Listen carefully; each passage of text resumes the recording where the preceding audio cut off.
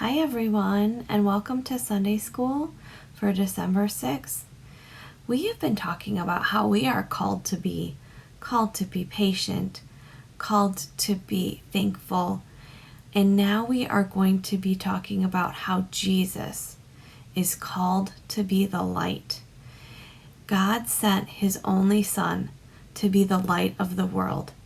I would like to read to you a summary of Luke 2 that talks about Jesus coming into our world to be that light. The light of the whole world. The story of the shepherds from Luke 2. That same night, in amongst the other stars, suddenly a bright new star appeared. Of all the stars in the dark vaulted heavens, this one shone clearer. It blazed in the night and made the other stars look pale beside it. God put it there when his baby son was born, to be like a spotlight, shining on him, lighting up the darkness, showing people the way to him. You see, God was like a new daddy. He couldn't keep the good news to himself. He'd been waiting all these long years for this moment, and now he wanted to tell everyone. So he pulled out all the stops. He'd sent an angel to tell Mary the good news. He'd put a special star in the sky to show where his boy was. And now he was going to send a big choir of angels to sing his happy song to the world. He's here. He's come. Go and see him, my little boy. Now, where would you send your splendid choir? To a big concert hall, maybe? Or a palace, perhaps? God sent his to a little hillside outside a little town in the middle of the night. He sent all those angels to sing for a raggedy old bunch of shepherds watching their sheep outside Bethlehem. In those days, remember, people used to laugh at shepherds and say they were smelly and call them other rude names, which I can't possibly mention here. You see, people thought shepherds were nobodies, just scruffy old riffraff. But God must have thought shepherds were very important indeed, because they're the ones he chose to tell the good news to first. That night some shepherds were out in the open fields, warming themselves by a campfire, when suddenly the sheep darted. They were frightened by something. The olive trees rustled. What was that? A wing beat?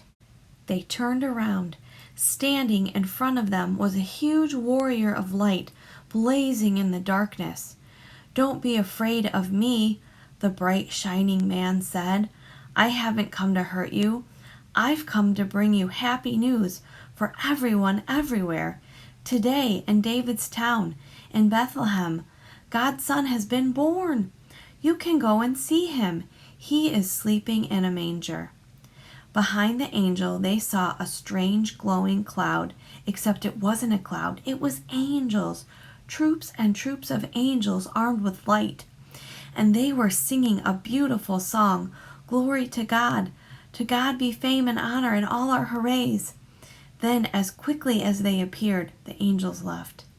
The shepherds stamped out their fire, left their sheep, raced down the grassy hill, through the gates of Bethlehem, down the narrow cobble streets, through a courtyard, down some steps, past an inn, round a corner, through a hedge, until at last they reached a tumble-down stable. They caught their breath, then quietly they tiptoed inside. They knelt on the dirt floor. They had heard about this promised child, and now he was here, heaven's son, the maker of the stars, a baby sleeping in his mother's arms. This baby would be like that bright star shining in the sky that night, a light to light up the whole world, chasing away darkness, helping people to see, and the darker the night got, the brighter the star would shine. We are going to start learning the books of the Bible from the New Testament, and I have my buddy Max here to help me.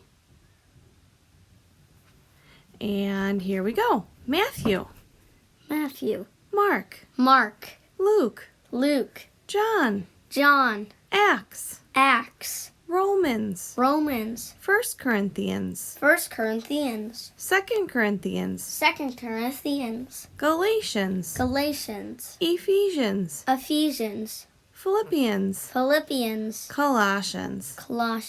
All right, happy practicing. Thanks, everybody. When Jesus spoke again to the people, he said, I am the light of the world.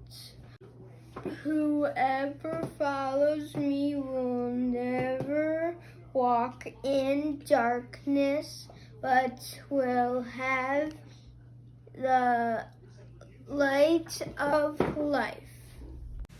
Thank you, Matthew, for reading John 8, verse 12 for us.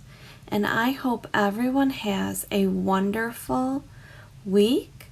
I hope that you are making preparations to let Christ into your homes at Christmas.